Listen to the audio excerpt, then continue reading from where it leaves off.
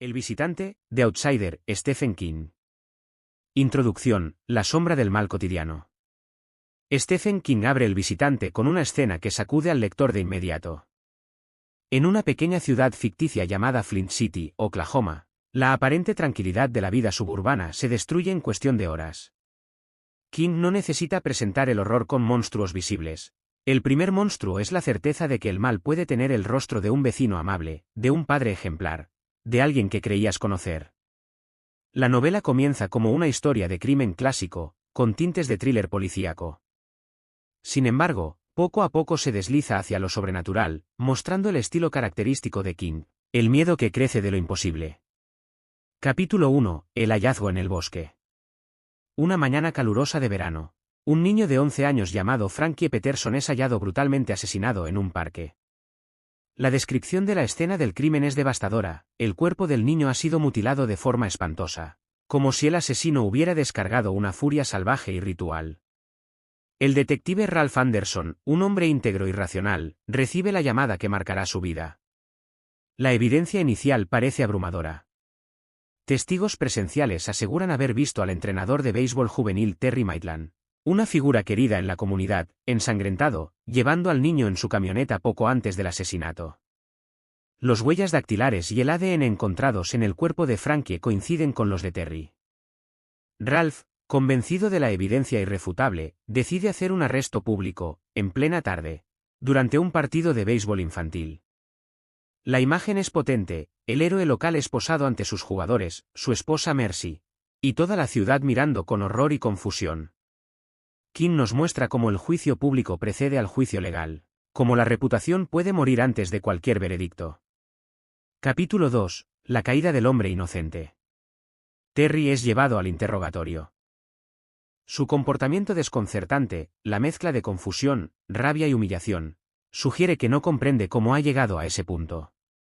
Junto a su abogado Howie Gold, insiste en su inocencia. Dice que estuvo fuera de la ciudad en el momento del crimen, participando en una conferencia de entrenadores en Cap City.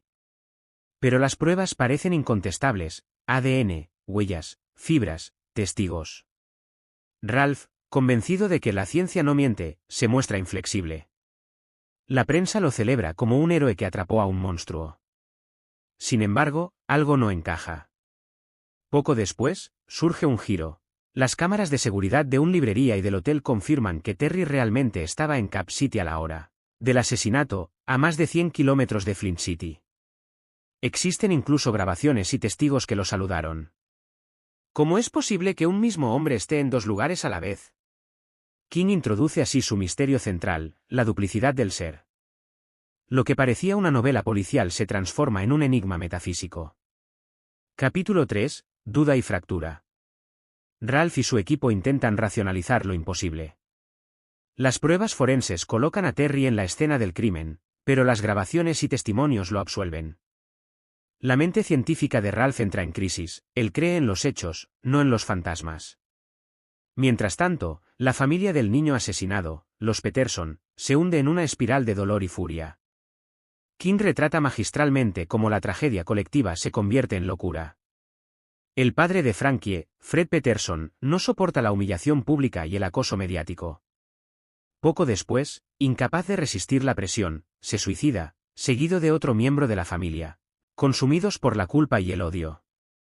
Terry se convierte en un símbolo maldito, incluso cuando las dudas sobre su culpabilidad crecen. En medio del caos, Ralph comienza a sentir la carga moral de su decisión. Lo arrestó sin darle el beneficio de la duda, destruyendo su reputación.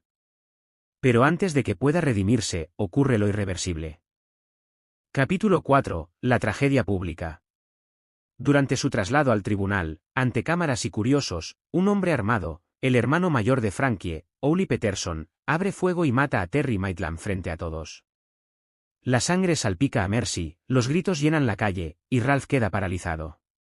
El asesinato ocurre antes de que el caso se resuelva, dejando a la comunidad en shock. King describe esta escena con una crudeza cinematográfica: el horror cotidiano, sin monstruos sobrenaturales, basta para helar la sangre. Terry muere gritando su inocencia. Ralph queda devastado. Su sentido de justicia se derrumba: mataron a un inocente por su culpa. Capítulo 5. El visitante invisible. Aquí, la novela cambia de tono. Entran nuevas voces narrativas, entre ellas la del investigador privado Alec Pelle y la extraordinaria Holly Gibney, personaje proveniente de la trilogía de M.R. Mercedes. Howie Gold, el abogado de Terry, contrata a Alec para investigar las anomalías del caso. Alec descubre algo escalofriante, casos similares ocurridos en otros estados, con el mismo patrón. Personas inocentes acusadas de crímenes atroces, con evidencia física irrefutable, pero también pruebas sólidas de que estaban lejos del lugar. Un hilo une los casos, en todos ellos aparece un hombre idéntico al acusado, visto en lugares donde éste no podía estar. Es como si algo tomara su forma, su voz, su piel. Holly Gibney, con su sensibilidad casi sobrenatural para percibir lo inexplicable, entra en escena. Su mente lógica pero abierta la convierte en el puente entre la ciencia y lo paranormal. Capítulo 6. La figura del El Cuco. Holly descubre que la leyenda del El Cuco, un ente del folclore hispano, aparece en testimonios antiguos vinculados a estos crímenes. Un ser que copia la forma humana alimentándose del dolor, que se nutre del sufrimiento de los inocentes y de la devastación emocional que deja atrás. King mezcla aquí el mito y la ciencia forense. Lo imposible se vuelve posible. Hay una criatura que imita la identidad de las personas, absorbiendo su ADN, sus recuerdos, incluso sus gestos. Pero para hacerlo, necesita alimentarse de sangre, especialmente la de los niños. Holly expone la hipótesis: Terry fue víctima del visitante, una entidad parasitaria que tomó su forma después de entrar en contacto con él durante un viaje. El verdadero asesino no fue humano, sino algo que se hizo pasar por humano. Capítulo 7. Ralph frente a lo imposible. Ralph Anderson, hombre de leyes, enfrenta su conflicto más profundo. Su formación racional se resiste a creer en el cuco, pero las pruebas son innegables. Sus propios análisis de ADN muestran algo extraño, una ligera diferencia genética entre las muestras recogidas en la escena y las de Terry, como si el ADN se hubiera copiado mal. Ralph empieza a tener pesadillas. Sueña con una sombra que lo observa, que adopta su rostro. Siente que lo que mató a Terry ahora lo sigue a él. Su esposa Ginny percibe algo oscuro rondando su casa. La tensión doméstica crece, el miedo invisible se instala en lo cotidiano.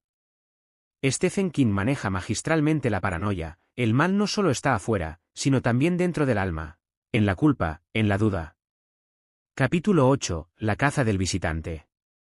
Alec, Holly y Ralph rastrean la ruta del cuco hasta un pueblo en Texas, donde ocurrió un crimen idéntico. Allí, los habitantes hablan de un hombre que cambió de aspecto, que parecía enfermo, cubierto de llagas, como si su cuerpo se estuviera transformando. El visitante necesita tiempo para regenerarse entre un crimen y otro, como un depredador que muda de piel. Vive en lugares oscuros, alimentándose de la pena de los vivos. Los investigadores siguen una pista hasta una vieja mina abandonada en el desierto, la cueva Marisville, un escenario que condensa el horror clásico de King, el descenso literal y simbólico hacia las entrañas del mal. Capítulo 9. El enfrentamiento final.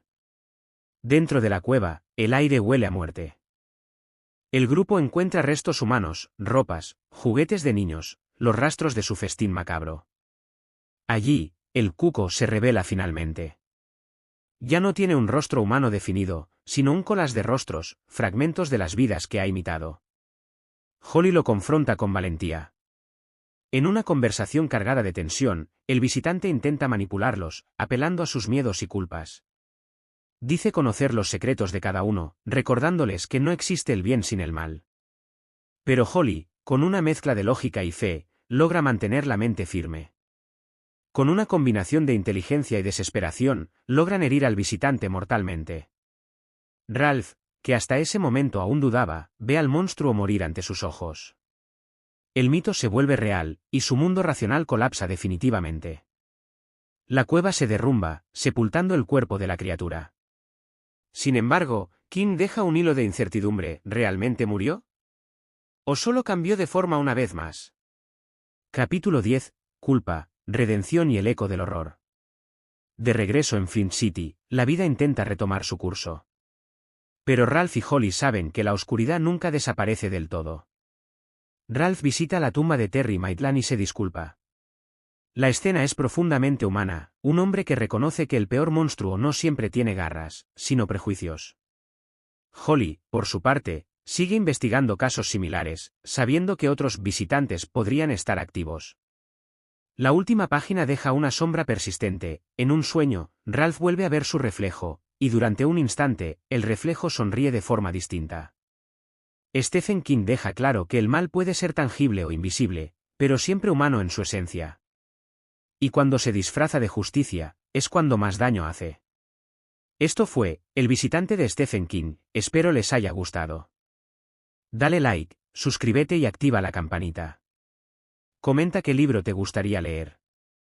Saludos y hasta la próxima.